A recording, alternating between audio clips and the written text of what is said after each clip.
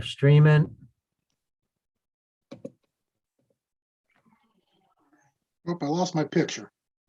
There you are. 3, 2, 1.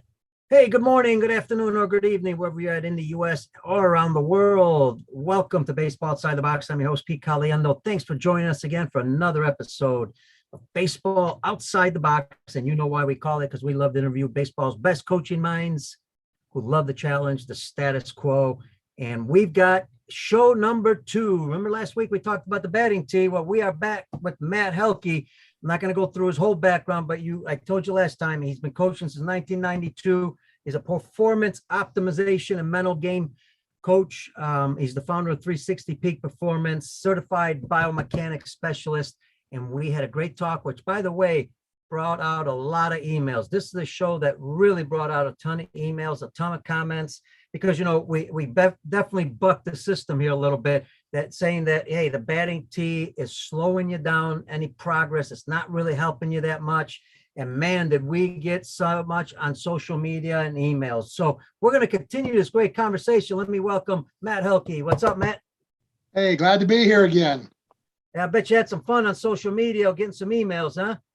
Oh, definitely. Like I said, you know, you challenge the status quo, and I always say baseball is an emotional sport. Whether you're playing the game or training or using whatever, and I was the same way, and I'm glad to see it. I mean, just as long as I get people thinking, I'm not here to change minds. I'm here to hopefully to maybe change one thing that somebody does that makes their players better.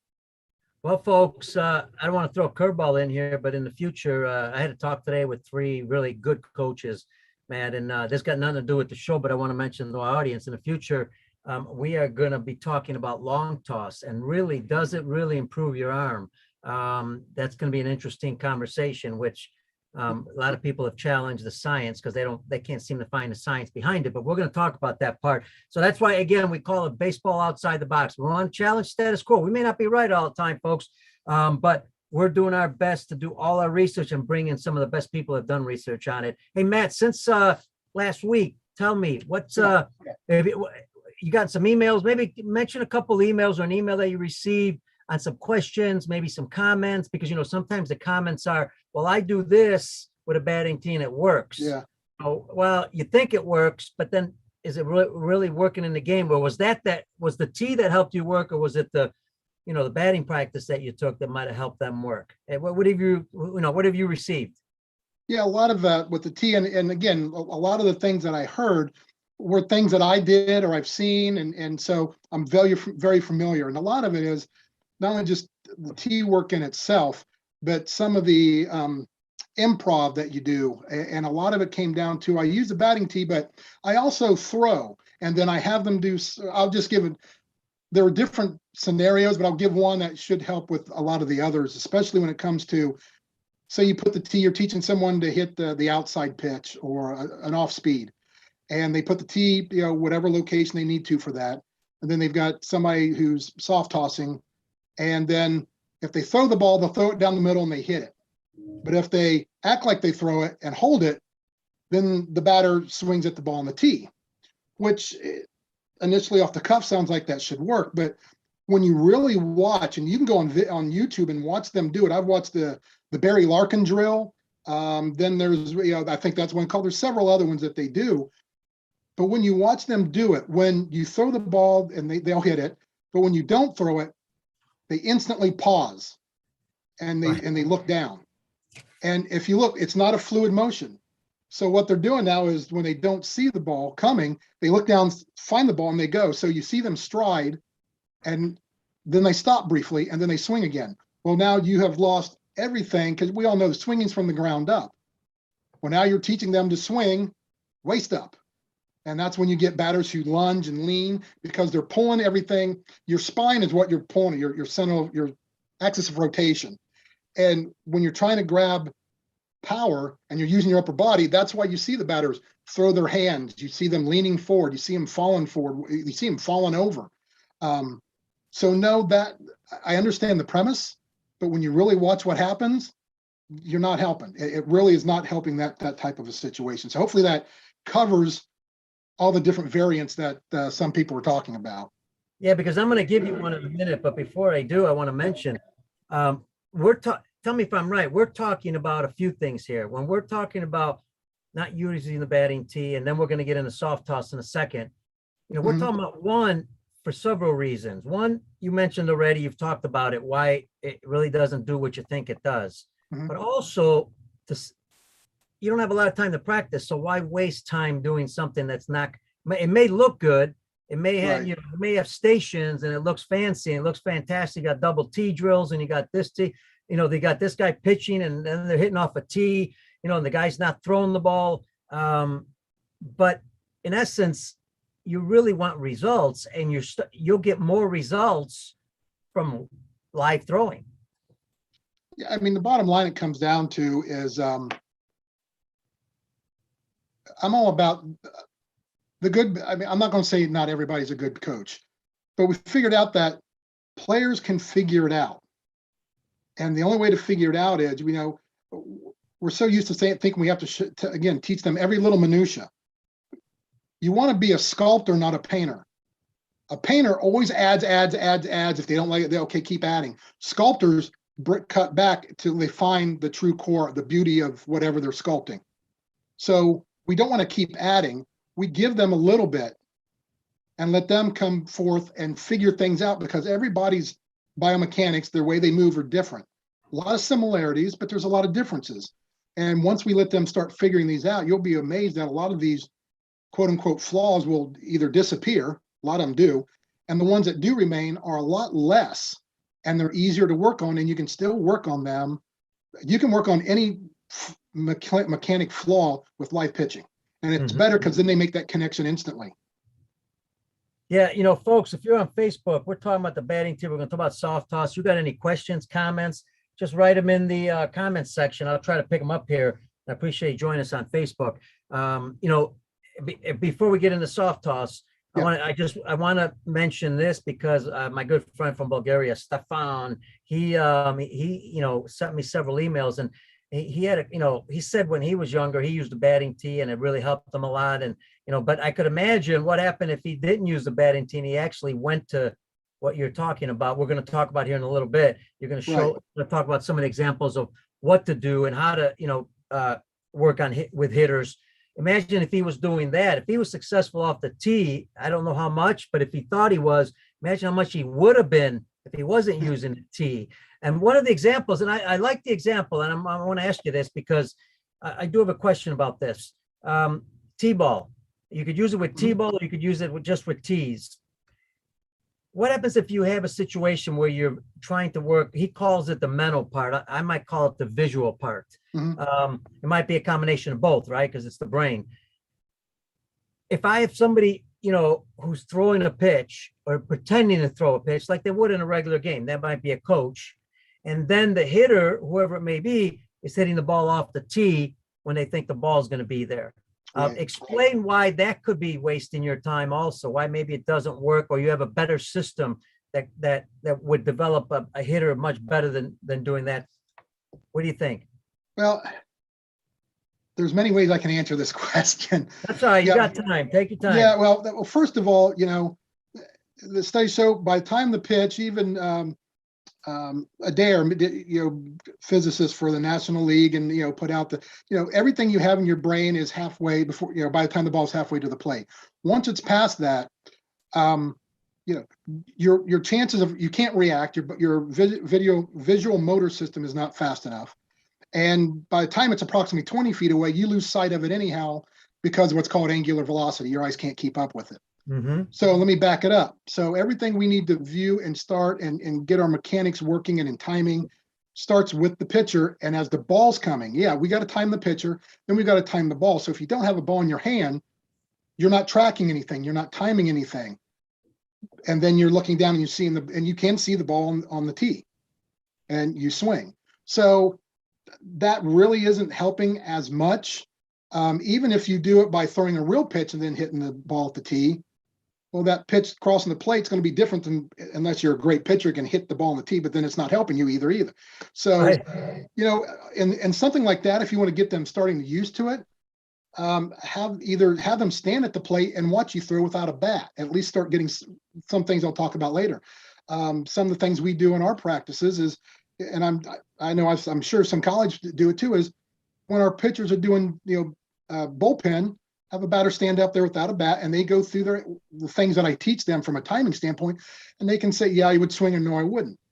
They need to be seeing pitches thrown to them. I mean, I'll bring up Perry Husband. I know he's been on your show a couple times, and they talked about Jenny Finch. She's a softball player who struck out all these major league, and everybody was astonished. How could she throw them out? And they said, well, she was closer. Now, it was still coming in as fast, if not a little bit slower than a major league fastball. Number one, it was timing. Yes, she was close, so they're not used to that timing. Number two, it's a visual. He did the study, and he says then one of the main things that makes it hard, it's the visual, where batters are used to seeing a pitch coming from a certain, sometimes they call them lane, they'll call it a window, or from a certain area. And that's what they gauge all their mechanics on, their timing. Well, Jenny Finch, a softball player, is throwing underhand, and their eyes are now down lower, and they're not used to that. They're not seeing the trajectory of the ball from that angle. And she made them all look like, fools, which, and they laughed, and it was a great time. But so that's one thing we got to look at is we have to practice, again, from it's a tee or soft toss, we need to get of what they're doing in a game. We practice all these things, and we're looking down, we're looking to the side, or we're looking from 20 feet away.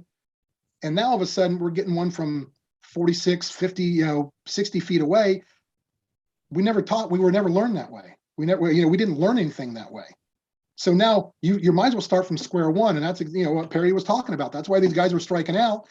How many years did these guys do tee work and all this stuff? Right. And they're monsters. And here's this girl comes up and smokes them. And it was one thing. Where's the ball coming from? They never practiced that way. But when we practice with soft toss and all these other things, where are we practicing? From an angle we never see in a game. So therefore, it's not going to transfer over to a game.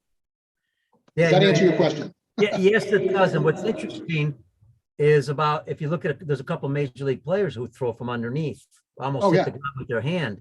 And hitters have trouble with those pitches. There's no doubt about it. You get down if you watch them from sidearm to submarine pitchers, when they first come in, some of these guys are only throwing 85 miles an hour.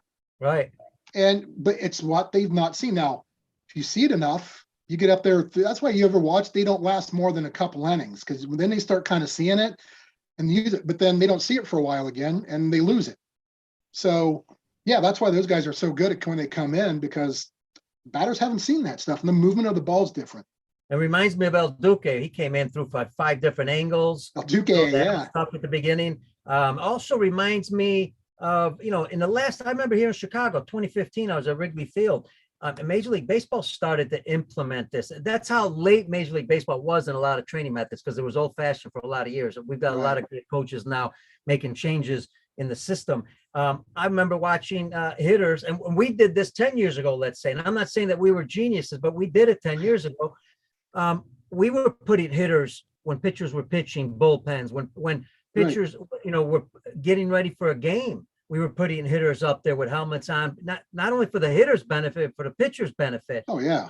Now so it makes a lot of sense. So instead of using tees, you could be doing a lot of these other things as stations. I love it. I think we're heading in the right track. And folks, just so you know, Matt's going to get to his system and tell you a little bit of how he does things with his hitters. I think it'll make it even more clear. But before we do, Matt, let's get into it, because here's the magic thing, or the magic wand here with we got two more things. You got soft toss from the side, which I know a lot of guys have eliminated. Some don't, because they're restricted with maybe facilities and size of rooms that they're in. But let's talk about soft toss on the side and front toss. Why, again, you may be wasting your time doing this. There's better ways to do things to prepare your hitters. Well, I've got to set it up before we get there, so everybody can understand where we're coming from. First of all, pitchers have basically four ways to get batters out. Number one, velocity. I mean, some guys who can just throw smoke and get it past you. So, but then on the flip side of that too, they also do, change of speed. They can do, curveballs, sliders, change ups. They also work with location. And you know what? I mean, you always heard, what's the best pitch? You always heard the best pitch is a well-located fastball. Right. If a pitcher can locate their pitches, they are just as devastating as somebody who can smoke it past you because they can hit spots. And the fourth thing is strategy. How do they use those first three things? And how do they use them in combination? So those four things going in, the pitcher has to get to a batter, and you've got to figure out as a batter and see and try to figure out. But also on the other side of that is there's left-handed and right-handed pitchers. All those different arm slots and angles for those pitchers. You've got tall and short pitchers. I mean, you've got pitchers who are 6'9". You've got other pitchers who are 6 foot. That's different, height of a pitch. Then you also have the tempo, and I did a training video for some of my players. Cueto, he used to do the quick pitch, the real, wobbly thing and all this. Well, all pitchers have different delivery tempos. Some are fast, some are medium, and some are slow. So there's the other things you got to figure out. Now let's break it down to the distance. We're always talking about, distance and, where the tee is and soft toss and how you hit. Whenever we talk about reaction time, everybody talks about reaction time of, they take it from 60 feet, 6 inches from the front of the rubber to home plate. And I'm going to use a 90-mile-an-hour fastball. And a 90-mile-an-hour fastball from 60 feet, 6 inches is approximately like 458 milliseconds, which is almost a half a second. The problem with that is pitchers don't release the ball at 60 feet, 6 inches. Most pitchers' stride are approximately 5 feet. So technically now the ball is actually now 55 feet away before any speed is on you. But then we have to turn it to the other side and look at the batter. For a batter to hit a ball, solid, they want to hit out in front of them. Well, that's another 1 to 2 feet. You're going to take off that distance. So that 60 feet, 6 inches, and you have time to react in that time is no. You've got to take about 7 feet off just from that pitch. Now it's a 53-foot pitch. Now the reaction time for a 53-foot pitch is, and I figured this one out, it's 401 milliseconds. Now let's take that and have it. So get to the halfway point, it's 200 milliseconds, just to make it easy numbers. Biologically, and anybody Googles it, you can find this. And it takes 100 milliseconds for a batter to see the ball once it releases out of the pitcher's hand. So that's 100 milliseconds. So now we'll go to the batter. Once the batter sees that pitch finally, after the first 100 milliseconds, it takes him approximately 25 milliseconds to decide whether he's going to swing or not. So he decides to swing. It takes, again, another approximately 25 milliseconds for that signal to go from the brain to activate the muscles to start to swing. It takes, on average, 150 milliseconds to swing the bat. So if you have a piece of paper, put a circle on one side in the middle and put a circle on the other side. And then I want you to take half of that. So the half with the side with the pitcher is 200 milliseconds. The other half with the side with the batter is 200 milliseconds also. So take 100 milliseconds off the pitcher side. So that halves that. Now go to the batter side. Take the 25 off for, I'm going to swing. So you make that decision. Take 25 off for the signal to get to your muscles to start to swing, and take another 150 milliseconds off because that's how long it takes the average to swing a bat. So I'm looking at 100 milliseconds on one side. So I still got another 100 milliseconds over on the pitcher side. I'm good. But I go over on the other half, on the batter side, I'm all full. 25 and 25 is 50, and 150 is 200. So now the pitch is halfway. Of course, we take in consideration once the ball is halfway, your visual motor system is slow anyhow, so you're not going to probably be able to do anything about it. So let's look at where batting tee and soft toss takes place. Takes place in an area you have no time. There's nothing to do. It's full. So that's number one thing of when we start talking about we're practicing in an area that it's the 100 milliseconds in front of that. On the other half of the half is where our decisions making and what dictates our swing, what dictates our decision, what dictates where the ball's going to be. We have to guess by the time that ball's halfway, because we've got to start our swing. We're guessing a halfway point, and we're thinking where it's going to be. And that's where we're swinging to an area that we're guessing at. So we have to spend time really honing down that pitcher side of the half to make our half, the other side of the half, better. And that dictates our mechanics. So that starts off with that. So as you mentioned, we talk about soft toss. There's two traditional, say, front toss. One's underhand, and one, hate to say it's like throwing darts. Right. And where do you normally get at? You're probably, I've seen soft toss underhand from 15 feet away. Right. At max, you're 25 feet away. You're not even close to the halfway point. The visual's wrong. And number two, when you ever think, people use those small balls, which are great. I use them occasionally too. You realize when a ball is thrown, when the pitcher sees it from 60, 55 feet, that's technically the size of what that ball looks like. Right.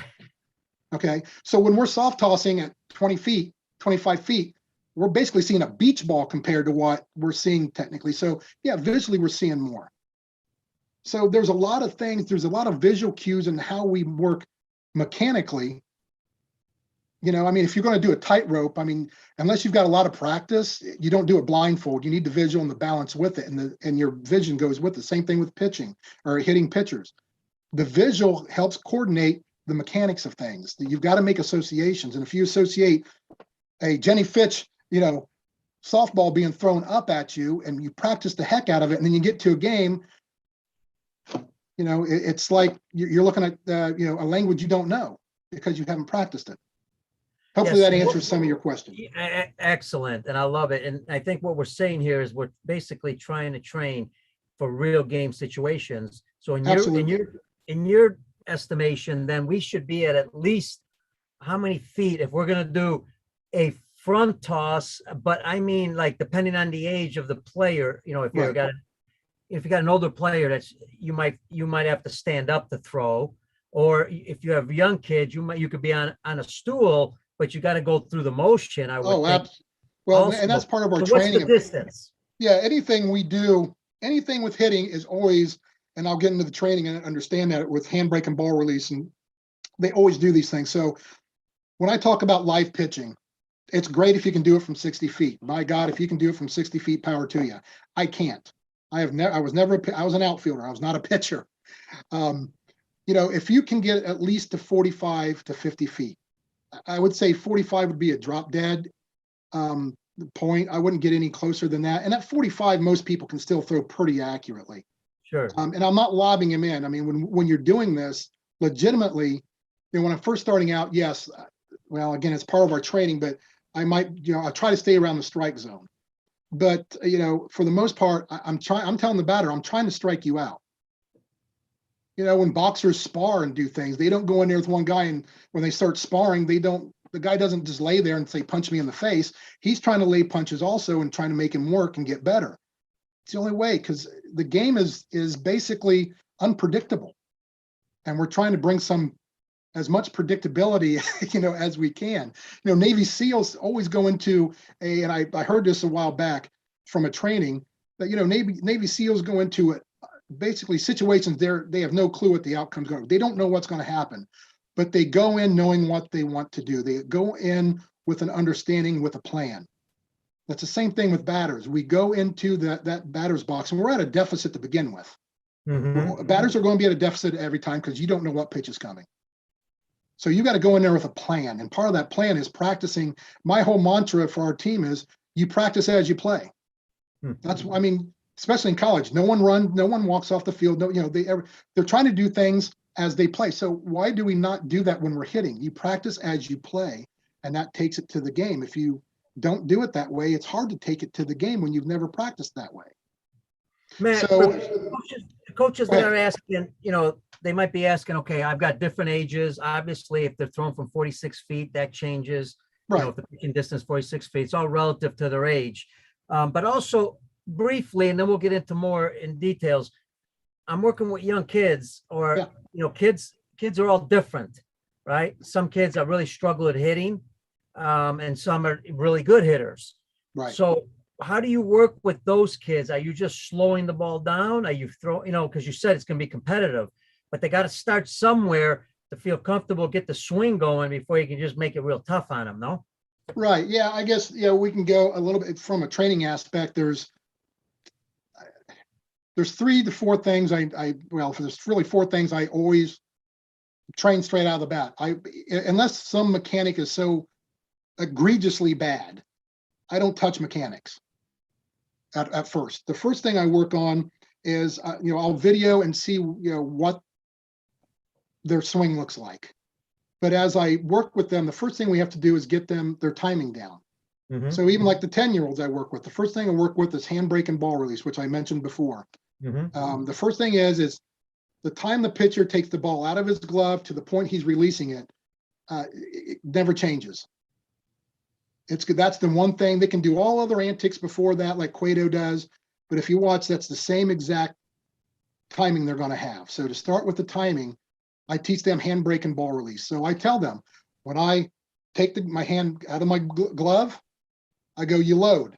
You don't start moving forward until the ball's out of my hand or somewhere around. It can be a little sooner, it can be a tad later. It doesn't have to be exactly perfect. But when I go load, go. And I verbally tell them and I watch them. And I'll tell you right off, most of the younger kids are going when the ball's out of the pitcher's hand. That's when they load and they're too late. Yep. And that's where a lot of your mechanics, they got to force everything. They're too quick. And when you watch them do that, they will toe tap, they'll do, and you'll just go, okay. And you just keep working on that. It's amazing though, how quick they do start picking that up. And you'll start seeing stride differences. You'll start seeing maybe they'll pick their leg up a little further. Maybe they'll stride a little further. I don't care. Their body's starting to figure out the timing, and that's great because they're figuring it out. And I'm not saying, well, you got to stride this far. You got to do, it just depends on the person. So part of that is handbrake and ball release. That's a number one thing. And I'll be honest with you, with after about the second lesson, I don't have to. And let's say if I get to the second or third or fifth lesson and we're working on something else and I do my handbrake and they don't load, I'll go and I'll stop. I go, you're a little bit late on that, and I'll go back as a cue. I won't go ahead and pitch it because I don't want them to get used to that again. And they'll go, oh yeah, or things like that. So I try to keep reinforcing it. So I'm always watching for that. And usually after the second lesson, I've never had to say a word about it. From there, we go to what I call right now. And you can't do handbrake and ball release at the same time because they're stemming off the same thing.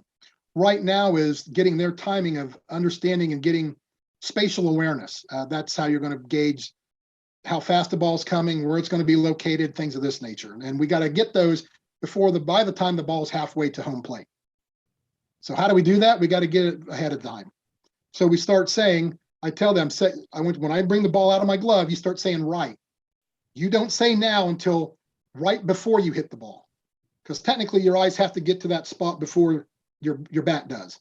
Your eyes, if you watch the pros, their eyes get to a spot and then the ball and the bat come together. So I have them say right now. So they'll go right, and just right before they say now, if they swing, we should hear now, bing. And again, you'll see their timing. It slows the game down. Let's be honest. You got guys throwing hard and throwing on. You got to slow the game down to figure stuff out. When we wait till the ball's out of their hand, the speed of the game has gone up, tenfold. So right now is ball coming out of your glove. You start saying right, and I throw it, and they say now. Even if they don't swing, I want them to say now about where they think they are going to hit the ball. Again, it gets them. And the cool thing about this is my players do it. They're on the on deck circle. They're saying it in their head. I tell them, if you're off time and miss a pitch, just start doing right now in your head. I said, if you do it out loud, people think you're crazy, but right. You can do that technique you can do in the batter's box, and allows you to get in time because all of a sudden you see it like a curveball and off speed, you're going right. We've seen terrible swings and batters have hit the ball because they're on time with it. Even though they're throwing their rear end one way, their arms are going, they just have horrible because they were fooled. But guess why they hit the ball and got a base hit? They were on time with the pitch. It was nothing with mechanics because their mechanics were horrible. Go on YouTube and watch. You can see terrible swings. But why did they hit the ball? Because they were on time with the pitch and the ball coming in. So this helps batters get in time and start being aware of the pitch itself. All these things are going on around them, especially littler players, the younger players, it's kind of like shiny, dangling shiny objects. They can get distracted. If they're watching handbrake or ball release or right now, what are they focused on? The ball, because it's geared off of the ball. Yep. I don't care what the pitcher's doing. I want to know what the ball's doing. So handbrake and ball release right now. The other thing we do is once we start getting them used to that is I move into, and you'll start seeing mechanics change a bit. And that's great. And here's where they really will start going. I start doing it's hunting pitches.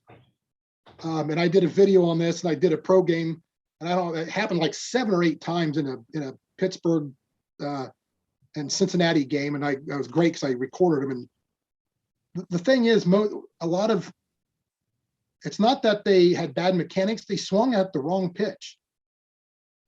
So what does it mean by hunting pitches? You know, when a deer hunter goes out to hunt deer, does he go out and shoot rabbits? No, he's going to go to hunt deer. That's what he's there for. If he doesn't shoot the deer and he shoots a rabbit, he's going to scare off the deer, and he's not going to be, live up to his expectations of being a, bag of deer. When you're hunting pitches, when there's no strikes, you should only swing at the only pitch you can absolutely beat the living crap out of. That's the pitch where if it's thrown there, you basically 99.8% of the times you hit it. So what happens is what we're doing right now at handbrake and ball release, as a coach, you got to watch and see where are those pitches they're actually hitting pretty well. So you've got to move it around a little bit. And you'll start seeing, what we all say, the hot zone. Go on, look at the heat maps for pros on Baseball Savant and all this stuff. That's where they can crush the ball. That's their hot zone. So why in the world, if you, was it Ted Williams, even though his chart about where he's, hit so well, his hot zone, you can find it anywhere you want. Now that was his was self-reporting. So how accurate that perfectly was, we don't know. But the thing is, he never swung at a pitch low and outside because he batted like 230. Why would he do that when he batted like 460 dead center? Right. He didn't swing at those pitches. And when he did, there's pictures of him, he looks like crap. Okay. So as a batter, when I'm up there with, unless it's a situation, of course, unless you've got a hit and run or something else, I don't care if it's a strike. Just because it's a strike doesn't mean you have to swing. If it's a strike and you bat 120 in it, why are you swinging at it? So we're hunting in the area of where you can beat the what out of the ball. With no strikes, that's the only pitch I want you to swing at. So if I throw 10 pitches, they're all strikes, but not in that zone, you should not swing. All right. And then we go to 1 strike. Then it zones, it gets a little bigger. Then 2 strikes, obviously you're all over. So how do we learn and get the player to understand this? You got to reverse it in the first training. First thing you do is you don't say a word. You come into when you're going to introduce hunting pitches, just start throwing 20 pitches. Don't say just say, okay, we're handbrake, ball release, whatever you've been working on, and watch where they swing. You're going to notice they're going to swing at probably 17 to 20, if not all those pitches that you throw. All right. Then you turn around and say, all right, just throw at the one. Just now I want you to do another 20. Say, just swing at the ones that are strikes. So at that point, you want to try to throw about half of them that aren't strikes and half that are. Plus or minus 1 or 2 is not a problem. But what you see is they're going to all of a sudden swing at, obviously, fewer pitches. They're going to probably swing at about maybe 50% if they're good. And then you'll tell them, why didn't you swing at some of those other pitches? And they'll tell you straight up, they weren't strikes. So then you go back to the third phrase. And again, you go 20 pitches. Tell them to only swing at the pitches they feel they can just knock the socks off of it. I don't care if it's a strike, you think you can hit it. No, I want the only ones you can swing at, the ones you can only just beat up. You're going to find out there's probably only going to be 5 or 6, if that they'll swing and they will hit the daylights out of them. Now you're going to show them and say, so when you're at the plate, which balls do you think you ought to swing at? Now you get them an understanding of, oh, these are the ones I can really hit. So now when you start doing batting practice or any practices with them, and I don't care if it's with a heavy ball or wiffle balls or whatever, and you're doing live pitching, always tell them, no strikes or 2 strikes or 1 strike. Get them to understand and learn patience, because the bottom line is it's not swing training, it's hitting training. And to hit a ball, you hit the pitches you can smoke. Those are the ones you want to go for. So I always laugh. My analogy is this: when a basketball player is, has a free layup, do you prefer them to try that low percentage 3-pointer instead? Or he's uncontested layup? You take the layup. Yep. Quarterback, does he throw when a guy's in double coverage, or does he take the guy wide open in the flats? Goes with the guy in the flats. You don't force it. You go for what you can do, and then expand it as you obviously get further in the count. You can't be as picky. So that is the other aspect of how we go about doing that. And so after that, like I said, after the practices, after that, and you're working handbrake, ball release, or right now, and hunting pitches, the hunting pitches is always going to be mentioned on, all right, here, you don't tell them how many, say, one strike. I'll mix it up. There's one strike. I'll throw 4 or 5 pitches. Okay, there's no strikes. Then there's 2 strikes. So they always have to be thinking, and it gets ingrained in their mind of what to swing at. And they'll be impressed. And you'll see, really, with the no strike swings and they crush, their mechanics are even better then they're going to have to be, because once you start getting out of your zone and really bad pitches, you can't keep perfect mechanics to hit those balls anyhow. There's some things you have to do, but you can't keep perfect mechanics. So yeah, let me tell you, coaches, what I love about this, and I probably mentioned 3 times already, but one of the things I love about it, one, you're going to save a lot of time. I know it doesn't relate to, getting better hitters, but it does, because the second thing is hitters are now learning how to adjust on their own. The body, as you said, is learning to adjust and learn to do the right things. So you're not wasting as much time trying to figure out all these mechanics, which that's the other part I love. And the other part is that we're training more live situation, but at the same time, if you think about it, and I'm speaking to the coaches out there, if you think about this, the part we're really missing, we're missing the things we just talked about, but the part we're really missing is the last part you talked about, the hunting pitches, because I'll be honest with you, even in college baseball 20, 30 years ago when I played, I really didn't have a clue where was my best spot to swing at. I swung at what I thought was my best spot, but I wasn't a very good hitter. So obviously I was not hunting pitches. And Matt, I believe that, and when I talk about this on the show all the time, with everything you're talking about, the younger you can start teaching this, the better it will be, because I think hitters will be a lot more successful by the time they get to high school and college, man. If they're starting to do this at 11, 10 years old. Absolutely. And honestly, for anybody who's coaching littler guys, and I've had to do it even for some, freshmen in high school, teach them how to get hit by a pitch. Younger players they don't care what they say. It's going to hurt. Yes, it's going to hurt, but you're not going to die from it. Knock on wood. Yeah. So I also teach them how to hit, if it's the ball's coming straight and it's at your head, you bail. And I teach them, if it's, from about mid shoulder down to your rear end, I teach them how you turn and exactly how you do it and turn your head up and protect, yourself like this. And if it's from your waist down, you just act like it and just take it like a man. And when I start with, whether it's wiffle balls, and I use tennis balls, and I'll sit there and I'll throw at them. I won't, then I'll throw at them, and I have them bailing out like it's real. Once they get comfortable and they feel comfortable, like I can get out of the way, no one's taught them. They yell, get out of the way of the ball. Teach them how. Once you get that out of their mind, they've got the confidence that they can get out of the way. Now the confidence is they're going to stay in there, and they're going to have more confidence. They're not up at the plate scared of getting hit. They're happy because they want to hit the ball, not be hit by the ball.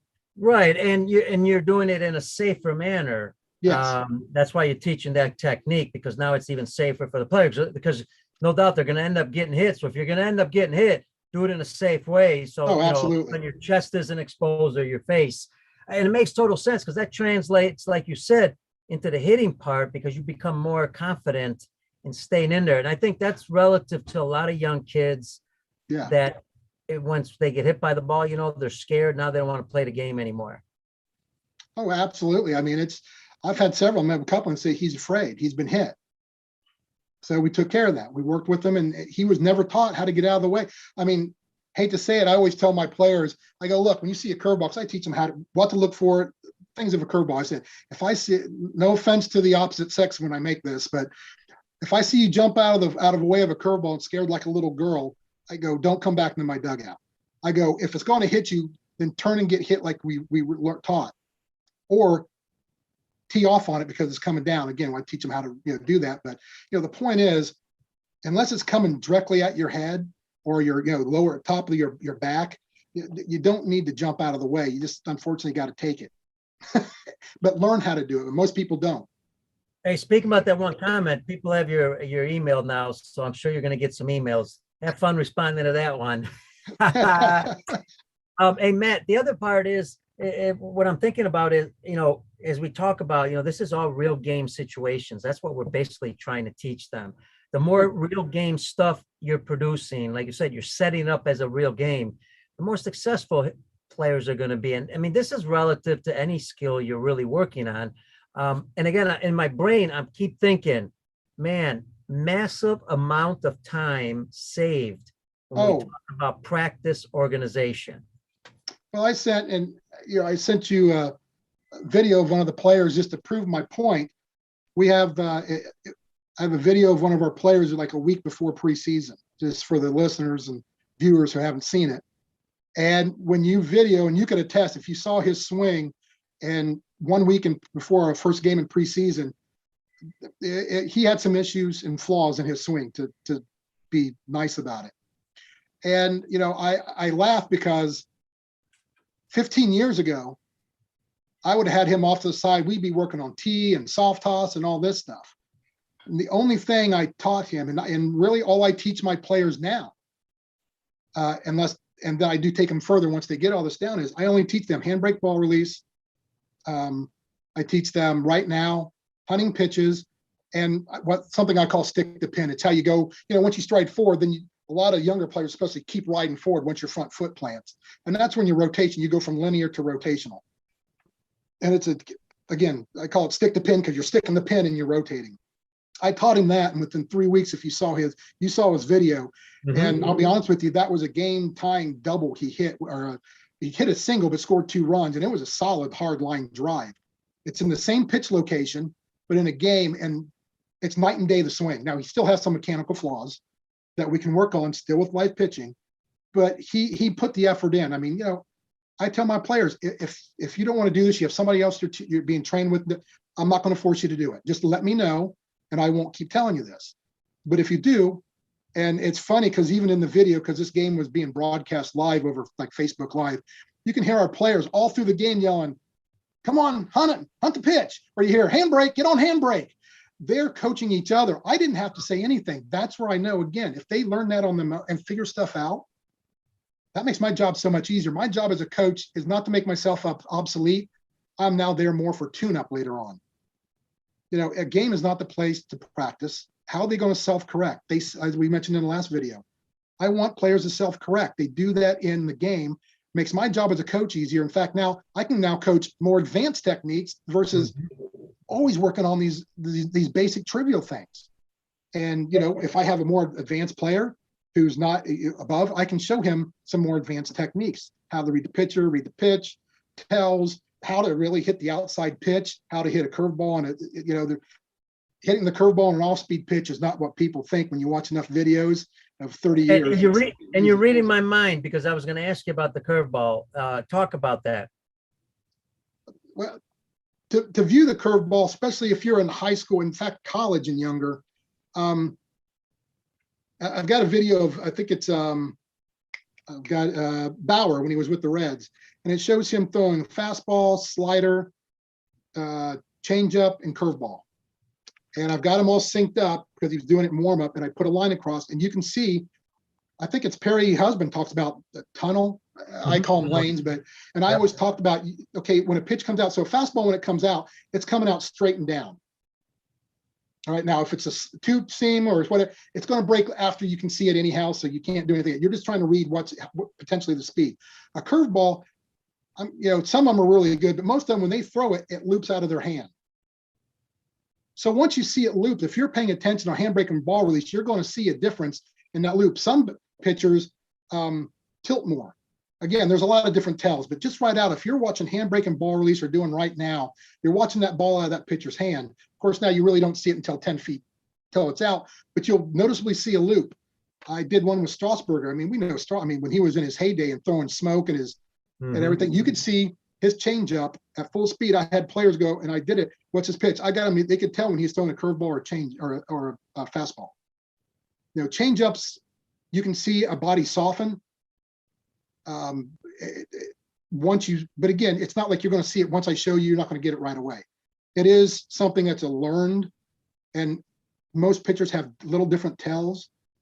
Some curveball pitchers, let me put it this way: if you throw a curveball and it's coming up high, it's probably going to drop in your zone. If you see it come out of his hand and it's straight and it's looped and it's going in the dirt. What do you do? What do you do with, when you talk about training? Are we sitting there, throwing a lot of curveballs so kids get used to seeing the curveball, or are we mixing it up, or is there a process, or does it depend on the hitter?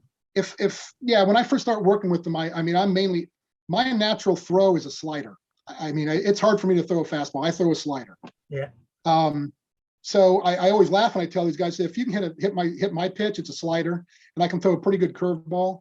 My two seamer's all right. I mean, I've had 30 years to work on this stuff. My son was a great slider pitcher, so he taught me how to throw a few pitchers. But I usually start off just by normally trying to move fastballs or two seams. So there's always one that's going fairly straight and one's having some movement, but it's still about the same speed. Once we get those down, then I start saying, I'll just all of a sudden throw a changeup. And one or two, and I don't tell them. And they'll whiff and they'll laugh and I'll laugh. I go, what was that? So then they know I'm going to mix them up, because sometimes I'll just say, stand there. I don't want you to swing. I'm going to throw a pitch and you tell me what it is. Mhm. They don't swing. They're just going to see what it is. Mhm. And I try to throw my best, the different variations of pitches. But once I start going into that, when we do batting practice, once I get them past, handbrake, ball release, hunting pitches, and there's not another maybe little mechanical thing I have to work with, even working with those, I'll still work on different mechanical issues.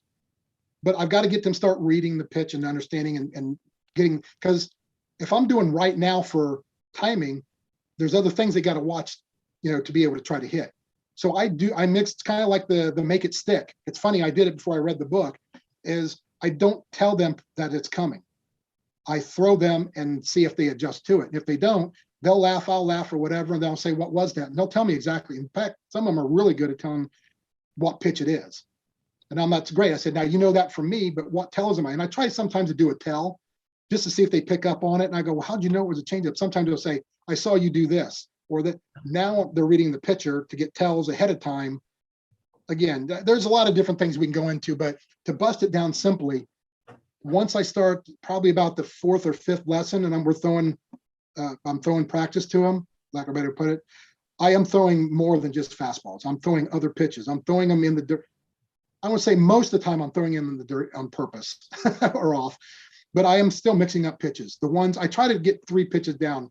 My best ones are, well, I have 4, but a fastball, my slider, which most people, but if you can do a fastball, curveball, changeup, that's it. That's good enough. Just get them to learn those pitches. Yep.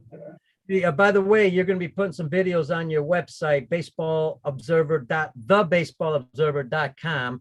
Talk about, you have some videos up there. You've got some, you got some articles that I think people love. So talk about those. I want people to know about it.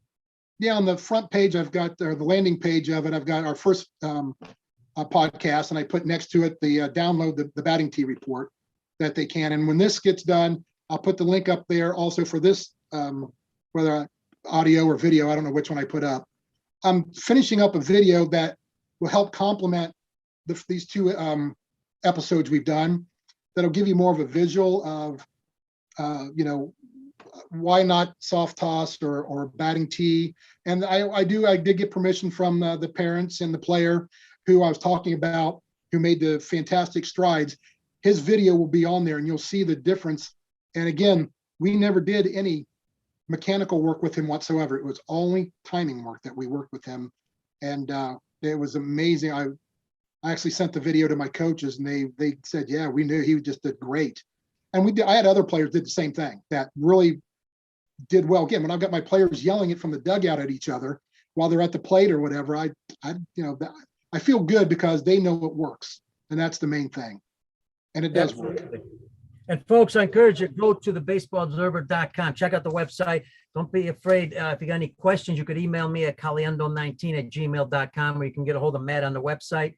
And I want to encourage everybody to go there because I think it's fantastic. Hey, I told you, I had a feeling about this, and I was right about it. There's a second show. It's even better than the first, and it keeps getting better. So we're not going to stop. We're going to have some more shows. We may have some other shows in the middle, but we're going to have some other shows here with Matt. Tell me if we missed something you wanted to really discuss tonight to add into some of the things that you talked about. If not, we're going to close it off and kind of give you the last comments. I would say, let's put this in perspective. And I thought of this. The analogy would be as if you look, and Pete, you've probably seen this. all the reports, you should never use weights, the batting weights, a donut, a weighted bat, anything in the on deck circle before you get up there. They've proven it literally slows your reaction time down. I mean, it time and time again. But do you go out there, look in the pros?